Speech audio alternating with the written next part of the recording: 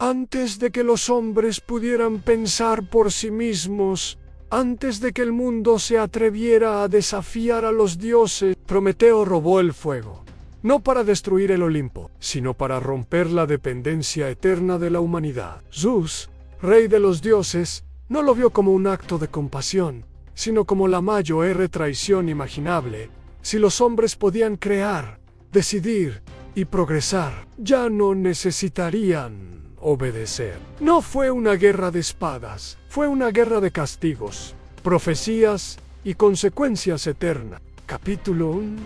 El día en que Prometeo miró a los hombres con compasión antes del fuego, el mundo era oscuro incluso bajo el sol. Los hombres caminaban encorvados, no solo por el frío, sino por el miedo. No entendían el cielo que tronaba sobre sus cabezas, ni la noche que se cerraba como una boca hambrienta. Vivían al ritmo de los dioses, no por devoción, sino por ignorancia. Si algo ocurría, bueno o terrible, solo podían inclinar la cabeza y aceptarlo. Desde lo alto, Prometeo los observaba. No era un dios del Olimpo, aunque conocía sus pasillos de mármol y sus silencios cargados de poder. Era un titán, antiguo como la creación, y a diferencia de muchos de su linaje, no despreciaba a los mortales. Los miraba con una mezcla de curiosidad y pesar. «Son frágiles», murmuró por no vacíos. Prometeo veía lo que Zeus se negaba a reconocer. En los hombres había algo incompleto, no por diseño divino, sino por decisión. No se les había dado la chispa que les permitiera comprender el mundo. No se les había permitido crecer. Aquella noche, descendió sin ser visto. Se acercó a una aldea temblorosa, donde las sombras eran más largas que los días, y el hambre dictaba las decisiones. Un niño lloraba junto a un cuerpo sin vida, incapaz de entender la muerte. Una mujer golpeaba piedras una contra otra, sin saber que en ese gesto torpe había un potencial inmenso. Prometeo sintió algo que no debería haber sentido. Compasión no como debilidad, sino como claridad. «No es justo», dijo al viento, «que vean el mundo y no puedan nombrarlo». En el Olimpo, Zeus observaba otros asuntos. El rey de los dioses estaba inquieto, no por amenazas visibles, sino por presentimientos. El orden se mantenía así, pero era un orden tenso, sostenido por la dependencia absoluta de los mortales. Mientras los hombres necesitaran a los dioses para sobrevivir, el Olimpo sería incuestionable. «El mundo está como debe estar», afirmó Zeus ante los demás dioses. «Los hombres viven, nosotros gobernamos. Ese es el equilibrio». Atenea guardó silencio. Apolo no estaba y Prometeo no había sido invitado. Esa ausencia era peligrosa. Prometeo regresó al cielo, sabiendo que lo que pensaba era traición, incluso antes de actuar. Pero también sabía algo más al conocimiento. Una vez imaginado, ya no puede ser encarcelado. Miró hacia la forja divina, donde ardía el fuego eterno. No era solo calor, era transformación. Con fuego, el metal se doblegaba, la oscuridad retrocedía, la noche dejaba de ser absoluta, el fuego era posibilidad. «Si se los doy», pensó, «cambiarán. Si no lo hago», se respondió, «nunca dejarán de temer». No tomó la decisión esa noche. Los actos que cambian el mundo rara vez nacen de impulsos rápidos.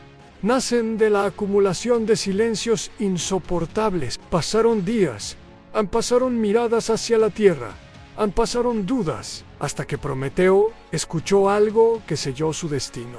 En una aldea, un anciano levantó la vista al cielo y gritó: «Si los dioses nos crearon así, entonces nos odian». Ese grito no fue una blasfemia, fue una pregunta, y Zeus la sintió. Un trueno sacudió el Olimpo. El rey de los dioses se levantó de su trono, con los ojos encendidos.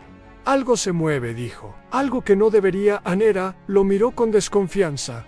«¿Temes a los hombres?» Zeus apretó el puño. «No temo a quien los mire como iguales». Prometeo, en ese mismo instante, Cruzó el umbral de la forja. El fuego reflejó su rostro, no como tentación, sino como destino inevitable. No lo hago contra los dioses, susurró. Lo hago a favor del futuro.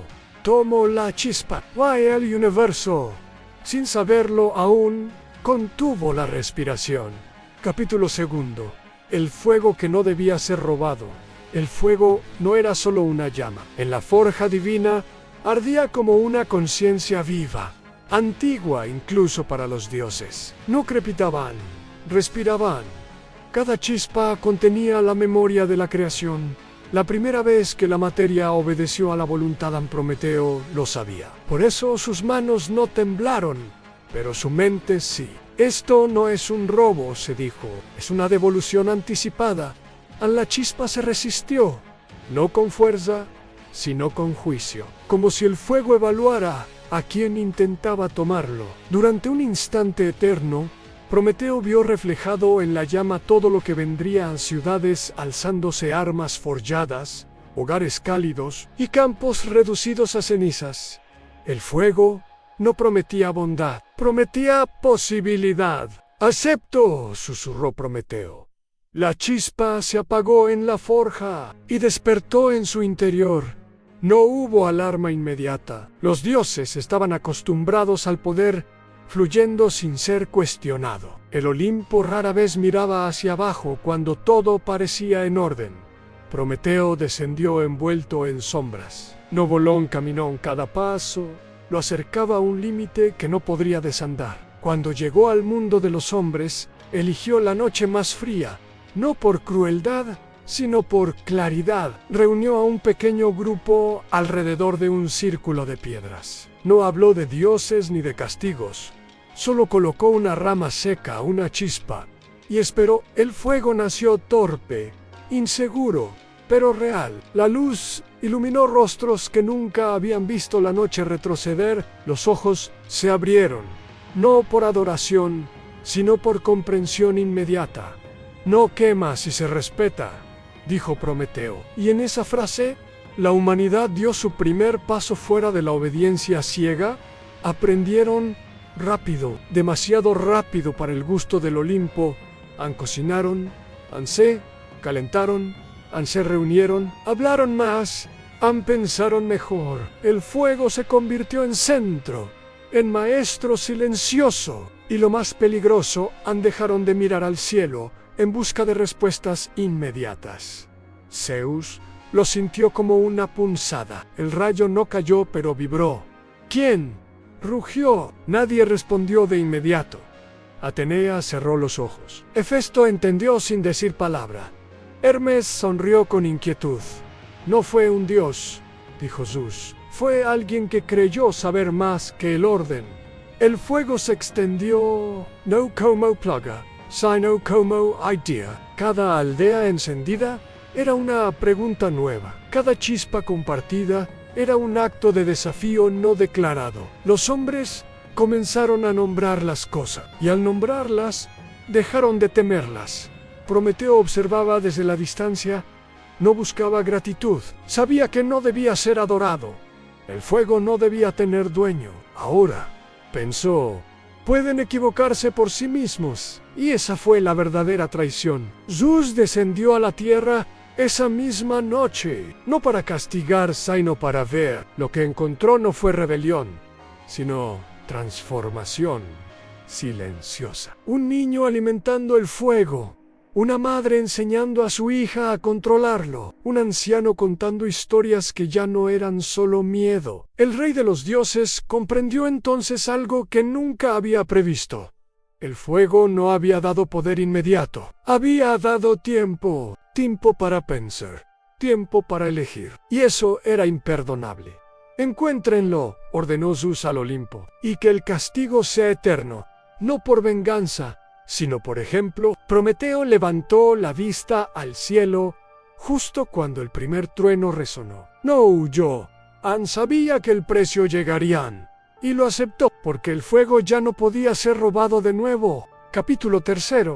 Zeus y el miedo al mundo que despierta a Zeus. No dormía. El Olimpo, acostumbrado al eco de su risa y al estruendo de su poder, Se encontraba ahora sumido en una quietud incómoda. Las nubes se acumulaban alrededor del trono del rey de los dioses, no como protección, sino como reflejo de una mente inquieta. Zeus había visto el fuego en manos humanas y no lo había reconocido. Eso era lo que más lo perturbaba. No era miedo a la rebelión inmediata. Los hombres aún eran frágiles, mortales, efímeros. Podían morir de mil formas. El problema no era su fuerza, sino su dirección. Cuando miraban al cielo, pensó Zeus, yo era necesario. Ahora miraban al fuego. Atenea se acercó sin armadura, como cuando no venía a luchar sino a vencer. El mundo no ha caído, dijo. Sigue en orden. Zeus no respondió de inmediato. El orden, contestó finalmente, no es solo que las cosas funcionen, es que sepan quién manda. Atenea sostuvo su mirada. O quizás, dijo con cautela, es que aprendan a gobernarse. El rayo vibró en la mano de Zeus. No la arrojó aún no. Prometeo no les dio armas, continuó Atenea. Les dio comprensión. Exactamente, replicó Zeus. Y eso es irreversible. Zeus recordó los antiguos tiempos, cuando los titanes gobernaban sin medida, cuando el poder no tenía estructura. Él había traído el orden al caos, había impuesto jerarquía donde antes solo había fuerza bruta. Si los hombres despiertan demasiado, dijo, cuestionarán incluso a los dioses. Hermes apareció apoyado en una columna, ligero como una duda. Ya lo hacen, sonrió, solo que ahora tienen palabras para hacerlo. Zeus lo miró con frialdad. Las palabras también pueden ser castigadas. Esa noche, Zeus descendió de nuevo al mundo, esta vez sin relámpagos. Caminó entre los hombres sin ser reconocido. Vio audeaus iluminados, rostros atentos, conversaciones largas, vio decisiones tomadas sin consultar oráculos, y el futuro no lo necesitaba tanto como antes. Zeus comprendió algo que nunca admitiría en voz alta. El miedo no era perder poder, sino perder sentido. Un dios al que ya no se recurre empieza a desvanecerse incluso antes de morir. Regresó al Olimpo con el cielo cargado.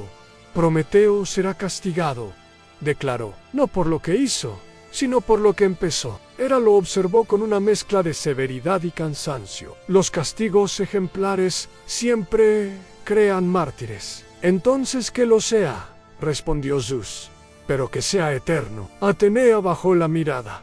An sabía que la violencia no apagaría el fuego, solo enseñaría a los hombres que incluso los dioses temen a ciertas ideas. Zeus convocó a las fuerzas antiguas, cadenas forjadas no solo de metal, sino de tiempo y condena. Un castigo que no mataría, porque la muerte libera. Uno que duraría mientras el mundo recordara el acto. Prometeo, desde una roca solitaria, observó el cielo oscurecerse. No pidió perdón, no pidió ayuda. Solo pensó, si despiertan, que sea completo. El trueno que, y con él, la certeza de que el Olimpo jamás volvería a gobernar de la misma manera. Capítulo 4. Cuando el castigo fue llamado justicia, el castigo no cayó como un arrebato de ira, cayó como una sentencia cuidadosamente pensada.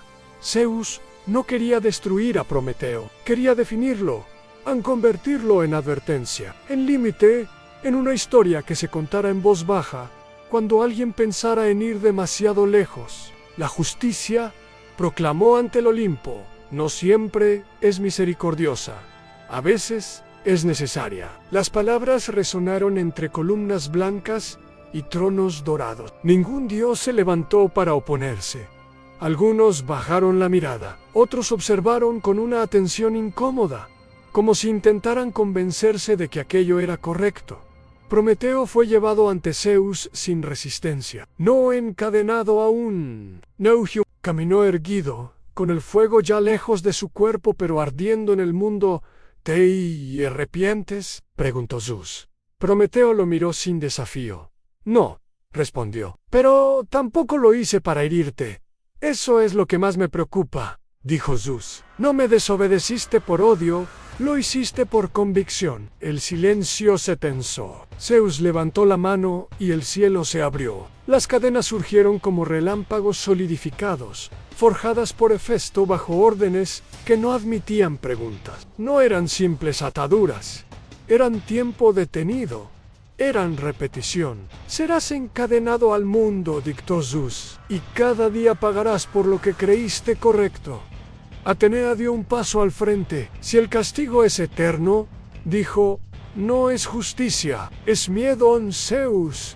No la miró. La eternidad es el único lenguaje que entienden los actos irreversibles. Prometeo fue llevado a la cima de una montaña olvidada, lejos de templos y oraciones. Allí, el viento no traía consuelo, y la roca no ofrecía refugio. Las cadenas se cerraron alrededor de su cuerpo, no con violencia, sino con inevitabilidad. Cuando el águila descendió por primera vez, no hubo grito, no porque no doliera, sino porque Prometeo entendía. El dolor no era el castigo verdadero, la repetición lo era. Cada amanecer, el mundo continuaba. Las aldeas seguían encendiendo fuego. Los hombres aprendían y cada atardecer, el castigo se renovaba, como si el tiempo mismo se negara a avanzar. Para él Zeus observó desde lejos. Así se preserva el orden, dijo. Pero incluso mientras lo decía, algo se resquebrajó, porque el castigo fue visto. Los hombres no entendían a los dioses, pero entendían el sufrimiento, y comenzaron a contar la historia del titán no como traidor, sino como el que pagó por ellos. El castigo, llamado justicia, empezó a crear algo nuevo. Hay memoria, y la memoria es el enemigo más paciente del poder. Zeus se retiró al Olimpo sin celebrar. Ande había ganado. Pero el mundo ya no era el mismo. Capítulo V. La primera noche en que la humanidad pensó sola la noche, llegó sin presagios. No hubo truenos, ni voces celestiales, ni señales en el firmamento. El cielo permaneció igual que siempre, pero el mundo bajo él había cambiado de manera irreversible. En las aldeas, el fuego ardía sin temor. Por primera vez, los hombres no lo miraban como un milagro prestado, sino como algo que sabían controlar. Las llamas ya no eran un favor divino, sino una herramienta compartida. Y alrededor de ellas ocurrió algo más peligroso que cualquier rebelión. Conversaron, no para rezar, no para suplicar, sino para preguntar, ¿por qué el invierno es tan largo? ¿Por qué el cielo truena cuando está enojado? Y si no está enojado, sino que obedece leyes que aún no entendemos. Nadie respondió con certeza, pero por primera vez, la falta de respuesta no los paralizó. Esa noche, un anciano contó la historia del titán encadenado, no como advertencia, sino como origen. Dijo que alguien había sufrido para que el fuego existiera, y que honrar ese dolor no significaba temer a los dioses, sino usar bien lo que se les había dado. Un niño preguntó, ¿y si pensamos mal? El anciano sonrió con tristeza. Entonces aprenderemos. Esa frase no habría sido posible antes. En otro lugar, lejos de cualquier templo, una mujer observó las chispas elevarse y caer. Notó que siempre seguían un patrón. No era voluntad divina, era repetición.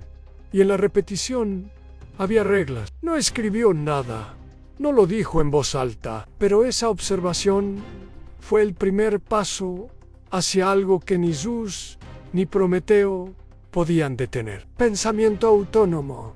En el Olimpo, el silencio se volvió incómodo. Zeus observaba el mundo con atención tensa. No veía caos, veía orden naciente sin su permiso. No me invocan, dijo. No agradecen, no temen. Respondió con cansancio. Quizá porque ahora entienden un poco más. Atenea caminó entre las columnas. El fuego no los ha hecho más fuertes, dijo. Los ha hecho lentos, dudon comparen, Tisaidan. Y eso, interrumpió Zeus, es precisamente el problema. Porque un mundo que decide por sí mismo ya no necesita un juez eterno. Esa noche, Mientras Prometeo soportaba su castigo bajo un cielo indiferente, sintió algo distinto al dolor en silencio. No el silencio del abandono, sino el silencio de algo que continúa. Sin él sonrió, no porque el castigo hubiera valido la pena, sino porque la humanidad estaba aprendiendo a pensar incluso sin guía. El fuego crepitó en miles de aldeas, y en cada chispa, sin saberlo, los hombres escribieron la primera página de un mundo que ya no esperaba órdenes. Esa fue la noche, la primera noche en que la humanidad pensó sola. Capítulo 6. El titán encadenado al tiempo. El tiempo no avanzaba para Prometeo, se repetía. El amanecer llegaba siempre igual, con la misma luz fría rozando la roca, con el mismo viento cortante atravesando las heridas que nunca cerraban del todo. El águila descendía sin odio ni prisa, cumplía su función. Como todo en aquel castigo, Prometeo aprendió pronto que el dolor no era lo peor. Lo peor era la regularidad. El sufrimiento, cuando se vuelve predecible, deja de ser un grito y se convierte en un espacio vacío donde la mente vaga sin refugio. Cada día, mientras su cuerpo se regeneraba para volver a ser desgarrado, su conciencia permanecía despierta. No había desmayo que lo salvara. No había final que esperar. Zeus lo había encadenado al tiempo mismo. Así entenderás lo eterno, había dicho. Pero Prometeo entendió algo distinto. Entendió que la eternidad, cuando se usa como castigo, revela más sobre quién la impone que sobre quién la sufre. En los momentos entre un ataque y otro, cuando el águila se retiraba y el silencio regresaba, Prometeo pensaba en los hombres, no en lo que estaban haciendo, sino en lo que ya no necesitaban. No necesitaban permiso para reunirse, no necesitaban oráculos para decidir, no necesitaban dioses para explicar cada temor. Eso le daba fuerzas, no fuerzas físicas, fuerzas de sentido. En el Olimpo, los días transcurrían de otra manera. Zeus gobernaba, pero algo había cambiado en su voz. Sus decretos eran más frecuentes, más detallados, como si intentara cerrar grietas invisibles. Convocaba a los dioses, observaba señales, preguntaba demasiado. El mundo sigue, le dijo, era una vez. No se ha desmoronado. Aún, respondió Zeus. Los cambios verdaderos no anuncian su llegada. Atenea observaba en silencio. Sabía que el castigo de Prometeo no había detenido el pensamiento humano. Solo había demostrado que incluso los dioses temen perder el control. El titán no está solo, dijo finalmente. Aunque esté encadenado en Zeus, no respondió, porque también él lo sentía. Cada vez que un mortal resolvía un problema sin rezar, cada vez que una decisión se tomaba sin consultar los cielos, una pequeña tensión recorría el Olimpo. No era rebelión, era independencia silenciosa, y eso no se combate con rayos. Prometeo, en su roca, comenzó a notar algo nuevo, visiones no enviadas por dioses, sino surgidas de la conexión que el fuego había creado. Veía ciudades que aún no existían, leyes escritas por manos humanas, conflictos discutidos antes de convertirse en guerra. Veía errores, sí, catástrofes en sangre, pero también veía aprendizaje. No será perfecto, susurró. Nunca lo es. En el águila regresó. El dolor volvió a ocuparlo todo, y aún así, Prometeo sonrió, porque el tiempo que Zeus había convertido en prisión se estaba convirtiendo lentamente en aliado. Cada día que pasaba, el mundo se alejaba un poco más del miedo original, y mientras el titán permanecía encadenado, la humanidad avanzaba no rápido, no en línea recta, pero por su propia voluntad. El castigo seguía, el dolor no disminuía, pero el significado ya no pertenecía a los dioses. Capítulo 7. Los dioses que dudaron del castigo. La duda no llegó al Olimpo como una rebelión. Llegó como un susurro. No se proclamó en asambleas, ni se escribió en decretos. Se deslizó entre miradas evitadas, palabras no dichas, y silencios demasiado largos. Los dioses seguían ocupando sus tronos, pero algo en su postura había cambiado. El castigo de Prometeo continuaba, y precisamente por eso empezaba a incomodar. Atenea fue la primera en romper el silencio. El mundo no se ha incendiado, dijo. Tampoco se ha arrodillado. Zeus la miró con dureza. El castigo no es para el mundo, es para quien lo desafió. Pero el mundo lo está observando, replicó, y aprendiendo algo que no controlamos. Apolo, aún débil por heridas antiguas que el tiempo no había borrado del todo, habló desde la sombra. El sufrimiento prolongado no borra una idea, dijo. La convierte en mito. Zeus apretó los dientes.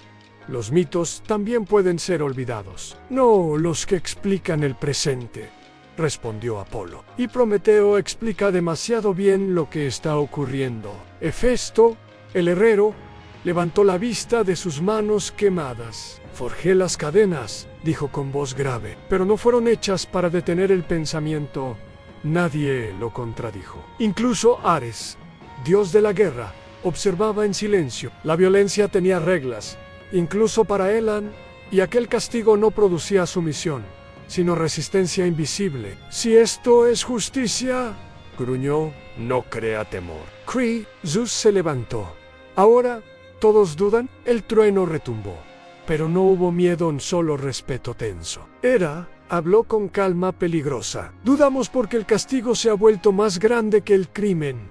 Las palabras flotaron en el aire. Zeus comprendió que algo se le escapaba. No el control inmediato, sino la legitimidad. El Olimpo seguía siendo poderoso, pero empezaba a parecer distante, rígido, incapaz de adaptarse a lo que había despertado. Si cedo, dijo Zeus, todo se vendrá abajo. Atenea negó. Si no lo haces, gobernarás un mundo que ya no te escucha. En la montana, Prometeo sintió un cambio en el viento, no una liberación, no una señal directa, pero la duda tiene peso. Y cuando incluso los dioses dudan, el castigo deja de ser absoluto. El águila descendió una vez más. El dolor siguió su curso. Nada visible había cambiado, y sin embargo, el mundo ya no aceptaba la justicia sin pregunta. El Olimpo tampoco. Capítulo 8. El silencio del Olimpo. El Olimpo siempre había sido ruidoso, no por gritos, sino por presencia. El aire vibraba con decisiones, con voluntades cruzándose, con el peso de dioses conscientes de su lugar en el mundo. Ahora, ese ruido había desaparecido. El silencio no era descanso. Zeus permanecía en su trono más tiempo del habitual, observando el mundo sin intervenir. Los rayos dormían a su lado, no porque faltara poder, sino porque faltaba certeza. Cada vez que levantaba la mano, dudaba. Y Zeus no había nacido para dudar. Atenea caminaba por los pasillos sin armadura. Sus pensamientos eran más pesados que cualquier lanza. Sabía que el Olimpo estaba enfrentando algo que no podía resolverse con fuerza ni castigo. No nos enfrentamos a Prometeo, pensó. Nos enfrentamos a lo que los hombres hacen sin nosotros. Apolo, apoyado en una columna, afinaba una lira que ya casi no tocaba. La música había perdido su función de guía. Los mortales ya no esperaban armonía desde el cielo. La estaban buscando entre ellos. El mundo ya no nos pregunta, dijo en voz baja. Y eso no es odio. Hermes bajó a la tierra con frecuencia, más por curiosidad que por deber. Regresaba con noticias inquietantes, acuerdos entre pueblos sin intervención divina, leyes discutidas por mortales, errores cometidos y corregidos sin sacrificios rituales. Se equivocan, dijo mucho, pero no nos culpan, añadió. Ese detalle pesaba más que cualquier blasfemia. Observaba a Zeus. El silencio no te conviene, le dijo. Gobiernas mejor cuando eliges, incluso si te equivocas. Zeus no respondió, porque entendía que cualquier decisión ahora sería interpretada como miedo o como tiranía. El Olimpo, acostumbrado a ser centro, se había convertido en espectador. En la montana, Prometeo notó el cambio. El águila tardó más en llegar, no porque el castigo hubiera terminado, sino porque incluso la maquinaria divina comenzaba a ralentizarse. El castigo continuaba, pero ya no era proclamado, no se justificaba, simplemente ocurría. Y eso lo volvía frágil. Prometeo cerró los ojos. El silencio, susurró, es el primer paso hacia la liberación, no mía, sino del mundo en Zeus. Se levantó finalmente de su trono. No con furia convocaré a los dioses, dijo, no para juzgar, sino para decidir. Era la primera vez que el rey del Olimpo admitía que el futuro no estaba escrito, y ese reconocimiento, silencioso pero profundo, marcó el principio del final de una era. Capítulo 9. La profecía que Zeus no pudo romper. Las profecías siempre habían obedecido a Zeus, no porque él las creara, sino porque el mundo había aprendido a alinearlas con su voluntad. El destino durante eras había sido una extensión del poder, algo que se anunciaba para ser cumplido, no para ser cuestionado. Pero esta profecía era distinta. No llegó en forma de visión clara, ni de palabras pronunciadas por un oráculo tembloroso. Surgió como una certeza fragmentada, repetida en distintos lugares, en bocas que nunca se habían escuchado entre sí, en una frase simple: el fuego no regresará al cielo. Zeus la oyó por primera vez en Delfos, luego en un templo olvidado, después en labios de un mortal que no sabía nada de dioses, pero que hablaba con la calma de quien ha aceptado algo irreversible. ¿Quién la pronunció primero?, preguntó Zeus. Nadie lo sabía. Atenea lo comprendió antes que él. No es una profecía que anuncia un evento, dijo, anuncia una condición permanente. Zeus apretó los dedos alrededor del rayo. Entonces, la romperé. Descendió al mundo decidido a hacerlo, no con castigo esta vez, sino con demostración. Si los hombres creían que el fuego les pertenecía, él les recordaría quién había permitido su existencia. El cielo se cubrió de nubes. La lluvia cayó con furia. Los vientos apagaron hogueras, derribaron estructuras, dispersaron comunidades enteras. Durante un instante, pareció que el mundo volvería a inclinar la cabeza, pero ocurrió algo inesperado. Los hombres reconstruyeron. No ofrecieron sacrificios. Volvieron a encender el fuego. Uno por uno enjuntos, Zeus observó cómo aprendían de la tormenta, cómo protegían las llamas, cómo adaptaban sus decisiones. El fuego no desapareció, cambió de forma. No puedes romper esto, dijo Atenea, porque ya no depende de ti. La profecía no hablaba del fuego físico, hablaba del conocimiento. Zeus comprendió entonces el verdadero alcance del acto de Prometeo. El titán no había robado una llama, había iniciado una transición. El mundo había cruzado un umbral invisible. Si no puedo romperla, murmuró Zeus, la controlaré. Pero incluso, mientras lo pensaba, supo que era una ilusión. El conocimiento no obedece, se propaga. En la montana, Prometeo sintió un estremecimiento distinto, no de dolor, sino de confirmación. La profecía lo había alcanzado incluso allí, encadenado. No era sobre mí, susurró. Nunca, Lowfiu. El águila descendió una vez más. El castigo continuó, pero ya no tenía el mismo peso, porque el futuro que Zeus temía ya estaba ocurriendo, y no había rayo capaz de hacerlo retroceder. Capítulo X. La herida que nunca sanó. La herida no sangraba. Ese fue el problema. Zeus había soportado derrotas, traiciones, incluso amenazas directas. Todas dejaban marcas visibles. Todas podían enfrentarse con más fuerza, más control, más poder. Pero esta herida era distinta. No estaba en su cuerpo ni en su trono, estaba en su autoridad. El Olimpo seguía en pie. Los dioses seguían siendo inmortales. Los templos no se habían derrumbado, y sin embargo, algo esencial se había roto. Los hombres ya no atribuían cada error a la ira divina, ni cada éxito a la bendición celestial. Zeus caminaba entre columnas silenciosas, tocando símbolos antiguos que ya no inspiraban la misma reverencia. La herida no dolían, persistía. No me desafiaron, dijo. Me superaron sin darse cuenta. Atenea lo escuchó sin interrumpir. Eso es lo que ocurre cuando el poder se define solo por ser obedecido, respondió. Cuando deja de ser útil, deja de ser central. Anzus cerró los ojos. Recordó a Prometeo no como enemigo, sino como catalizador. El titán no había alzado ejércitos, no había atacado el Olimpo. Había hecho algo mucho más peligroso. Había confiado en los hombres. Si libero a Prometeo, dijo Zeus, dirán que cedí. Si no lo haces, respondió Atenea, dirán que temes admitir el cambio. Zeus entendió entonces que la herida no tenía cura, porque no era un daño, era una transición. El mundo ya no necesitaba un rey absoluto, necesitaba referentes, límites, historias. Los dioses podían seguir existiendo, pero no gobernar como antes. En la montana, Prometeo soportaba el castigo con una calma extraña. El dolor seguía, pero algo en el tiempo había cambiado. Ya no se sentía atrapado en un bucle sin sentido. Incluso las heridas eternas, pensó, pierden poder cuando el mundo avanza. Zeus alzó la vista hacia el cielo abierto. No sanaré esta herida, dijo finalmente. Aprenderé a vivir con ella.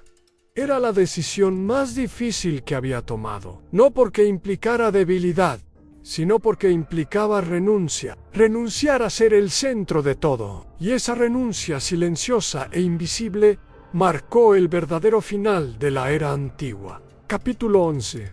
El mundo que ya no podía volver atrás. El mundo siguió adelante sin ceremonias. No hubo proclamaciones divinas anunciando una nueva era, ni señales que marcaran un antes y un después. Simplemente, un día, las cosas ya no podían hacerse como antes. Las aldeas crecieron, las rutas se trazaron sin consultar augurios, las decisiones se discutieron alrededor del fuego, no bajo los altares. El conocimiento no trajo paz inmediata, trajo conflicto, errores, choques de ideas, pero esos conflictos eran distintos. No buscaban agradar a los dioses, buscaban resolver problemas reales, y cuando fallaban, aprendían. Zeus observaba desde el Olimpo con una mezcla de distancia y lucidez. Por primera vez, no intervenía en cada giro del destino. Descubrió algo incómodo. El mundo no se derrumbaba sin su mano constante. No me necesitan, dijo en voz baja. Respondió con calma. Eso no significa que no te recuerden. Atenea caminaba entre los hombres con frecuencia, ya no como guía absoluta, sino como inspiración. Enseñaba estrategias, no órdenes. Dejaba preguntas, no mandatos. Apolo volvió a tocar su lira, no para dictar armonía, sino para reflejarla. La música ya no era instrucción, era acompañamiento. En la montana, Prometeo sintió el cambio de forma definitiva. El águila no llegó. No ese día ni el siguiente. Las cadenas seguían ahí, pero el castigo había perdido su ritual. Nadie lo anunciaba. Nadie lo sostenía con convicción. Prometeo comprendió que no necesitaba ser liberado para que su acto fuera completo. El mundo ya no podía retroceder al miedo original. La libertad, pensó, no siempre rompe cadenas. A veces las vuelve irrelevantes. Zeus convocó una última vez a los dioses.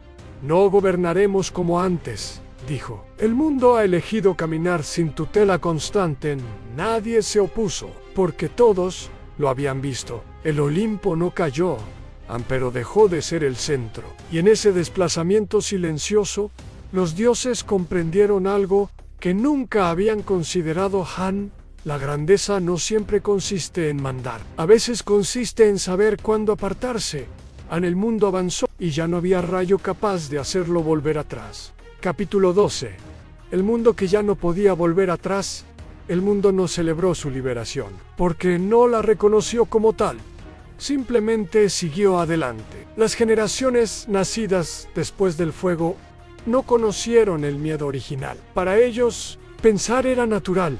Preguntar no era un desafío, dudar no era pecado. El mundo se había vuelto más complejo, más duro en ciertos aspectos, pero también más propio. Los hombres ya no esperaban señales del cielo antes de actuar. Cuando miraban hacia arriba, lo hacían por curiosidad, no por dependencia.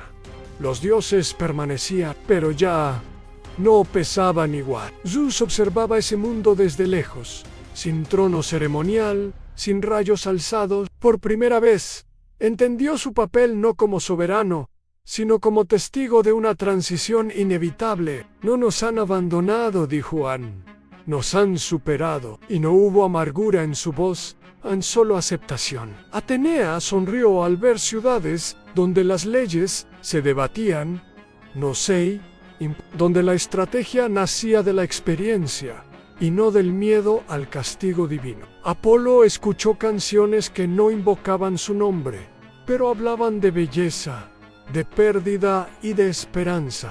Comprendió que la luz no necesitaba ser adorada para existir. Ares, al ver guerras humanas sin ritual ni gloria, se retiró en silencio. La violencia ya no necesitaba dioses para justificarse, y eso la hacía más honesta y más terrible. En la montana, las cadenas de Prometeo finalmente cedieron, no con un estruendo, no con una proclamación, simplemente dejaron de tener sentido. El titán cayó de rodillas, no por debilidad, sino por el peso de un tiempo que por fin volvía a fluir. Miró sus manos marcadas por la eternidad y luego al horizonte lleno de humo, ciudades, errores y promesas. No fue perfecto, dijo, nunca lo sería, pero el mundo estaba vivo. Prometeo descendió sin buscar honores. Nadie lo esperaba, a nadie lo reconoció. Y eso fue su mayor triunfo, porque su acto no había sido para ser recordado, sino para ser continuado. El Olimpo quedó atrás, no destruido, sino desplazado a la periferia de la historia. Los dioses siguieron existiendo como símbolos, advertencias, recuerdos de un tiempo en que el destino se dictaba desde arriba. Ahora, el destino se discutía, se equivocaba, se corregía y avanzaba. El mundo ya no podía volver atrás, porque una vez que el fuego enseña a pensar, ni siquiera los dioses pueden apagarlo. El fuego que nunca volvió al cielo. Nadie escribió el final del mundo antiguo. Simplemente dejó de ser contado. Los templos siguieron en pie durante siglos, pero ya no eran el centro de las decisiones. Se convirtieron en lugares de memoria no dumondato. La gente entraba para recordar, no para abidizer. El nombre de Prometeo se transformó con el tiempo. Algunos lo llamaron titán, otros rebelde. Para muchos, solo fue una historia antigua, pero su verdadero legado no estaba en su nombre, sino en cada gesto humano que no pedía permiso para existir. Zeus siguió observando, no desde la cima del poder, sino desde la distancia del respeto. Aprendió que incluso los dioses pueden ser prisioneros de su propio miedo al cambio, y que soltar el control no es derrota, sino una forma más difícil de grandeza. El fuego ardía en hogares humildes y en grandes ciudades, no como un regalo divino,